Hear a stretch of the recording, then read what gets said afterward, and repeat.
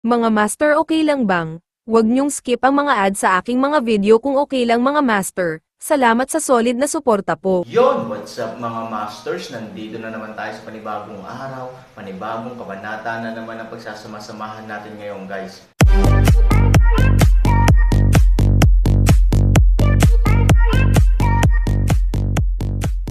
Bali mga masters, kung bago ka pa lang po sa aking YouTube channel, please click the subscribe button, lalong-lalo na po yung notification bell guys, para maging connected pa rin tayo sa isa't isa at maging updated kayo sa mga susunod ko pang video. Bali mga masters, bago natin umpisahan ng kwento ay mag-shoutout po muna tayo para sa mga solid nating tagapakinig. Shoutout kay Robert Tolentino at shoutout kay Justin Villanueva. Yun na nga mga masters, no? Bali hindi na ito patagalin. In 3, 2, 1, let's go! Han Sanchen. Pagkalapag ni Tian Yan, sumigaw siya ng malakas at tumabi sa kalaban ng may malakas na puwersa. Sa pagtingala, itong tila malaking kabundukan ay naging napakaliit na ngayon. Hindi lamang ang lupa ay makapal na puno ng mga tao, ngunit mayroon ding hindi mabilang na mga tao na nakaistasyon sa himpapawid. Sa pagtingin pa lang nito ay parang nasasakal na si Huya. Tumayo si Han Sanchen, sinulyapan ang tropa ng kabilang partido, at nakangiting sinabi, "Nandito ba silang lahat?" Han Sanchen, kung alam mo ang nangyayari, mas mabuting sumuko ka ng walang pag-aalinlangan, nakulong na ng 800,000 tropa sa likod ko ang lugar na ito, hindi ka makakatakas kahit pakpak mo, galit din na sigaw ni Tianxing. Ngumiti si Han Sanchen, bago tayo magsimula, paano kung ikukwento kita? Diretsyong tumayo si Tianhong, Han Sanchen, gusto mo pa bang ipagpaliban ang mapahamak na oras? Dumating na ang ating hukbo. Nagmamadaling hinarang ni Chanho si Tianhong, at pagkatapos makipagpalitan ng tingin kay Tianyan at Tianxing, sumang-ayon silang tatlo sa sinabi ni Han Sanchen. Nang makitang hindi sila kumilos, nagsalita si Han Sanchen. Isang araw, nahulog ang isang kuneho sa hukay ng putik, pagkarinig ng ingay ay nagtipon-tipon ang mga lobo sa kanilang paligid. Para sa grupong ito ng mga lobo, matagal na silang hindi kumakain, ngayong nakita nila ang kuneho na ito, sila ay nagbabantay. Nakita na lamang ng Buddha ang mga Diyos na kumakaway sa kanila.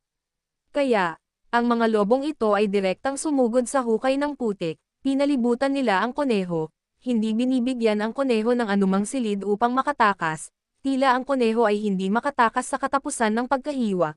Totoo ba iyon, lahat? Kahit na ang tanga ay masasabi na bagamat maganda ang pakinggan ni Han Sanchen at nagkukwento, talagang niloloko niya lang sila. Hindi ba si Han Sanchen ang kuneho, at hindi ba sila ang grupo ng mga gutom na lobo? Pwede kayang patayin ng kuneho ang lobo. Malamig na sabi ni Tian Yan. Paano haharapin ng kuneho ang isang lobo, lalo na ang isang grupo, isa lang? Paano nito magagamit ang dalawang maliliit na pangil o ang malalaking mata nito? Galit na ngumuso si Tianhong. Pagkasabi niya nito ay tumawa ang maraming sundalo sa likuran niya. Napanatili ni na Tianyan at Tianxing ang kanilang huling posture at hindi tumawa. Nagsalita si Chanho, mangyaring bigyan mo ako ng ilang payo mula sa Han Sanchen kung paano makakapatay ang kuneho na ito ng isang grupo ng mga lobo. Ngumiti si Han Sanchen, syempre hindi madali para sa isang kuneho na pumatay ng isang lobo, ngunit kung minsan, ang kuneho ay maaaring hindi kasing lambot ng nakikita mo sa ibabaw, marahil ang kuneho na ito ay isang tigre lamang na nakasuot ng balat ng kuneho. Haha, kahit tigre talaga ang rabbit mo, ano? Isang tigre ang gustong makipaglaban sa isang grupo ng mga lobo. Han Sanchen, kalokohan ang sinasabi mo, tumalon ulit si Tianhong. Sinabi rin ni Chanho, Mr. Han, bagamat walang ingat si Tianhong, may mga bagay na makatwiran, gaano man kalakas at kabanggas ang tigre na ito, wala pa rin siyang magagawa laban sa grupo ng mga lobo. Panipi, ang tigre ay kayang pumatay ng lobo mag-isa, ngunit ang sapat na malaking lobo ay madaling makakain ng tigre. Ngumiti si Han Sanchen at sinabing, totoo yan, pero kung gusto mong malaman, may mga katulong ba ang tigre? Katulong. Pagkarinig nito ay halatang medyo natakot ang isang grupo ng mga tao. Kung tutuusin, may lakas si Han Sanchen, kung may mga katulong, mag-iiba talaga ang sitwasyon ng labanan. Ano bang pinagyayabang mo? Paano mo ako matutulungan? Galit na sabi ni Tianhong. Hindi umimik si Tian Yan at yung iba, sa oras na ito, natural na ang pinakamagandang bagay na hayaan ang mga taong tulad ni Tianhong na magtanong. Nang makitang walang reaksyon si Han Sanchen, ngumiti ng mahina si Tian Yan at sinabing, nang dumating kami ni Tian Xing kasama ang tropa, pinagmamasdan namin ang paligid sa daan, Mr. Han, parang hindi yon ang sinabi mo. Sabi din ni Tian Xing, oo, along the way, not to mention reinforcements, we have not discovered even that kind of very rare existence, so, Mr. Han, hindi talaga kami naniniwala sa'yo kapag sinabi mong may reinforcements ka. Pagkarinig ng mga salitang ito, bahagyang ngumiti si Han Sanchen, mayroon akong mga reinforcements, gayunpaman, ang mga reinforcement na ito ay hindi mga tao. Nakasimangot si Tian Yan at ang iba, iniisip kung ano ang ibig sabihin ni Han Sanchen. May reinforcements, pero hindi tao ang reinforcements. Kung hindi tao, anong klaseng pampalakas sila? Magalang na ngumiti si Chanho at tumayo, talagang hindi namin maintindihan ang ibig sabihin ng Han Sanchen, pakipaliwanag, Ginoo. Sabi ni Han Sanchen, napakasimple, 6 na salita. 6 na salita, anong 6 na salita? Tama ang panahon, tama ang lokasyon, at maayos ang mga tao, sabi ni Han Sanchen. Pagkarinig nito, nagtinginan ng kakaiba si Tian Yan at ang tatlo pa. Ang 6 na salitang ito ay hindi ganoon kahirap, maririnig sila halos kahit saan at kilala sila ng lahat. Ngunit, ano ang kinalaman nito sa mga pampalakas? Si Chanho ang unang nag-react at sinabing, pwede ba sir, ang sinasabi mo ay si Renhei. Sa sandaling lumabas ang mga salitang ito, bago pa man magkaroon ng reaksyon si Han Sanchen, nagtawanan na si Tianhong at isang grupo ng mga kapatid doon. Han Sanchen, anong pinagkukunwering kasama mo?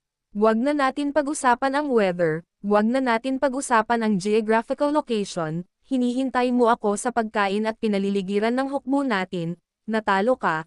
As for harmony, hahawalo mahirap talagang magtulungan ang 100,000 tao bilang isa, at lahat sila ay gagawa ka ng kaunti sa tingin mo na ito ay mananalo, tayo.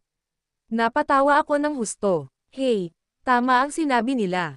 Ayon sa algorithm ng commander natin na si Tianhong, kung ang unang round ay isang draw, ang ikalawang round ay natalo, at ang ikatlong round ay nanalo, natural na ito ay magiging isang draw overall.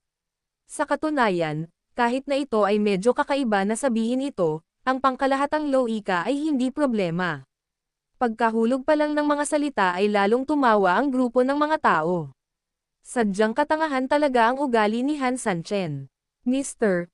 Han, medyo mayabang at medyo ignorante ang mga nasasakupan ko, patawarin mo ako. Tian Yan chuckled, and then changed the topic, however, what he said is not unreasonable. Magalang ding sinabi ni Chanho, Mr. Han, gusto pa rin naming makinig sa iyong mga opinyon. My first point is basically the same as his.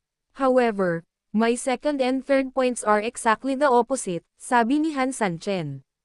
Sa kabaligtaran, nakasimangot si Tian Yan at yung iba.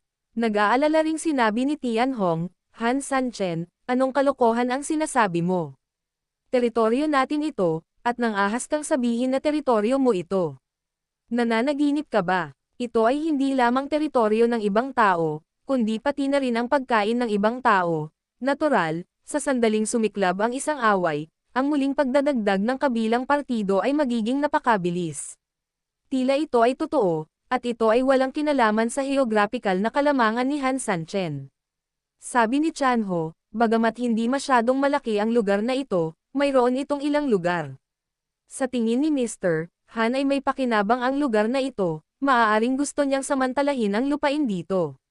Sa katunayan, sa ilalim ng gayong kalupaan, imposible para sa ating 800,000 malakas na hukbo upang kumalat ng sabay-sabay, oo, ngunit hindi ba ito itinuturing na iyong kalamangan? Kahit na hindi ito maipakalat, maaari pa ring palibutan ng kabilang partido ang lugar na may 3 panloob at panlabas na layer. Dagdag pa, ito ang supply ng pagkain ng ibang tao, kaya kung magkakaroon ng war of attrition, hindi matatakot ang iba. Sa makatuwid, hindi nila maintindihan ang geographical na kalamangan ni Han Sanchen. Ngunit ang ngiti sa mukha ni Han Sanchen ay tila kakaibang kumpiyansa. In terms of harmony, Natural tayong dalawa ay walang advantage kung ikukumpara sa 800,000 strong army mo, therefore, peace or discord is not important given the absolute advantage. However, you only have a slight advantage. It's just an advantage. Kaunti, ngunit ito ay malinaw na isang malaking kalamangan. Normal na hindi mo maintindihan, sa totoo lang, theoretically speaking, walang sense ang statement ko, ngunit ito ay may katuturan ngayon dahil ang aking geographical na kalamangan ay napakahusay, and under the geographical advantage, what you call harmony between people, there are advantages but there are also huge disadvantages. Pagkasabi nito, malamig na ngumiti si Han Sanchen, kung hindi ka naniniwala, subukan mo.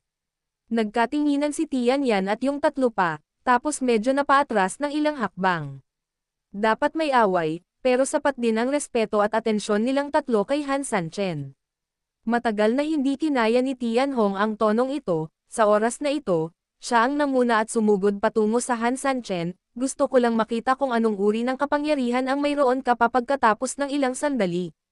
Nang sumugod siya, ang grupo ng mga tao sa likod niya ay hindi magalang at sumugod patungo sa Han Sanchen. Maghanda para sa aksyon. Uminom ng mahina si Tian Yan at pamwesto. Hindi niya hinayaang umatake kaagad ang hukbo dahil gusto niyang makita kung anong uri ng gamot ang ibinebenta sa lang ni Han Sanchen. Kung siya ay kumilos ng padalos-dalos, ito ay magdudulot lamang ng hindi masusukat na pagkalugi. Sa oras na ito, pinangunahan na ni Tian Hong ang kanyang mga piling tao na pumatay. Pagharap sa atake ni Tian Hong, hindi gumalaw si Han Sanchen, ngunit tahimik na tumingin kay Tian Hong at sa iba pa. Bigla siyang napangiti, at sa isang suntok pa lang ay tatamaan na ni Tian Hong ang 3,000 Chinese at Korean, biglang naging after image ang kanyang figure. Nang subukan muli ng lahat na hulihin ito, mabilis na sumugod si Han Sanchen sa kabilang panig. Ano, gusto niya? Oops, sa oras na ito, hindi nakaharap si Han Sanchen sa kaaway, ni hindi siya gumawa ng iba pang ganting atake, sa halip, bigla siyang tumalikod at dumiretso sa blood pool. Halata naman na ang totoong pakay ni Han Sanchen ay para sa blood pool. Para sa kanila, ang blood pool ay pagkain, kung ito ay nawasak, ito ay nangangahulugan na sila ay naputol sa mga rasyon ng pagkain, paano papayag si Tian Yan at iba pa na mangyari ito. Buti na lang at nang umatake si Tian Hong ay hindi agad sumugod ang isang grupo nila. Sa ngayon, maaari na lang nilang ihinto ito. Superior. Kasunod ng malakas na sigaw ni Tian Yan, isang grupo ng mga tao ang direktang sumugod sa pool ng dugo, na nakatali upang labuhin si Han Sanchen. Utusan ang lahat ng mga sundalo na tumutok sa pool ng dugo nang hindi nagkakamali. Utos ni Tian Xing sa mga nasa likod niya habang pinapatay niya si Tian Yan at iba pa. Kahit na ang blood pool ay may napakalakas na defensive potential, dahil ang Han Sanchen ay aktwal na nasira ang blood pool ng Chanmo Castle, natural na walang nang ahas na hayaan ang taong ito na atakehin ang blood pool ng madali. Nang kumilos ang hukbo, para itong leon na nagising sa pagkakatulog, makapangyarihan at nangingibabaw. Hindi nakilahok si Huya sa labanan, ngunit hindi niya maiwasang makaramdam ng malamig na pawis para kay Han Sanchen. Nang makita niya ang eksenang ito, sa dinami-daming tao na nakapaligid sa kanya, kahit ang pagdura ng isang tao ay maaaring malunod ng buhay ni Han Sanchen. Anong ginagawa mo pa? Biglang may narinig na pamilyar na boses sa likod ni Huya. Nang marinig ito ng lalaking ito, agad siyang natakot. Tapos may pader sa likod niya, so paanong may nandoon? Paglingon niya, nakita niya ang isang figurang nakatayo sa tabi niya, at nakilala niya ang figurang ito. Dahil lang sa magkakilala sila ay mas natakot si Huya sa katumalon. Parang nakakita ng multo. Alyansa, leader ng alyansa. Oo, ang nakatayo sa likod ni Huya ay walang iba kundi si Han Sanchen. Leader, bakit ka nandito? Hindi makapaniwala si Huya at napatingin kay Han Sanchen sa kabilang side ng blood pool. Malinaw na siya ay nasa pool ng dugo, at hindi mabilang na mga hukbo ang nagpupumiglas patungo sa kanya ng baliw. Bakit nasa likod ko si Han Sanchen? From the beginning to the end, I never left. If you insist on saying that I moved, then maybe I walk from in front of you to behind you. Nakangiting sabi ni Han Sanchen. Leader, it's too late to explain to you. Habang may oras pa, kailangan na nating umalis dito ng mabilis, kung hindi, wala na tayong pagkakataon. Nang matapos siyang magsalita, hinawakan ni Han Sanchen si Huya at lumipad paitaas sa may pader habang walang pumapansin. Siyempre hindi magiging tanga si Han Sanchen na gibain ang blood pool ng ibang tao sa harap ng napakaraming tao, hindi banggitin na ang blood pool mismo ay may napakalakas na mekanismo ng pagtatanggol, wala ito sa sarili at maaari mo itong sirain kung gusto mo, so ano? Malamang nabugbog siya ng patag bago pa man mahawakan ang blood pool. Bagaman malakas si Han Sanchen, hindi siya makapangyarihan. Walang ibang paraan para makaharap niya ang napakaraming tao. Sa makatuwid, maaari lamang niyang gamitin ang Tianhong para salakayin ang sarili niyang puwersa. Nang natuon ang atensyon ng karamihan sa kanya, bigla siyang tumalikod at sumugod sa blood pool. Dahil nakatutok ang kanilang atensyon, hanggat gumawa ng anumang pagbabago si Han Sanchen sa oras na ito, ang atensyon na iyon ay maaalis ni Han Sanchen sa isang iglap. Sa oras na ito, ginamit ni Han Sanchen ang kanyang clone. Ang kanyang clone mismo ay mas totoo kaysa sa multo ng mga ordinaryong tao, at kasabay ng bigla ang paglilipat ng atensyon ngayon, mahirap para sa isang eksperto na mag-react kaagad.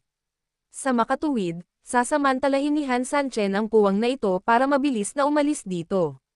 Bagamat alam din ni Han Sanchen na ang ganitong uri ng panlilinlang ay madaling matuklasan kapag ang clone at ang pangunahing katawan ay hindi nagtatakip sa isa't isa. Ngunit naniniwala rin si Han Sanchen na sapat na ang kaunting oras para magawa niya ang maraming bagay. May tao, WHO, sigurado, kahit gaano ka pa kalapit sa pader, sa ganitong sikip na kapaligiran, pantasya pa rin ang umalis dito ng tahimik. Mabilis na nadiskubre ng mga sundalo ang dalawang tumakas na lalaki. Nang marating ni Tian Yan at ng iba ang clone ni Han Sanchen, bigla nilang napansin na may mali. Yun na nga mga masters, no? Bali panibagong kabanata na naman yung natapos natin ngayong gabi. Muli, maraming salamat po talaga sa walang sawang suporta po sa aking YouTube channel na talagang inaabangan nyo po ang bawat upload ko po. Bali mga masters, magkita-kita ulit po tayo bukas ng gabi at ngayon po ay magpapaalam po muna tayo. Bali mga masters, bye-bye!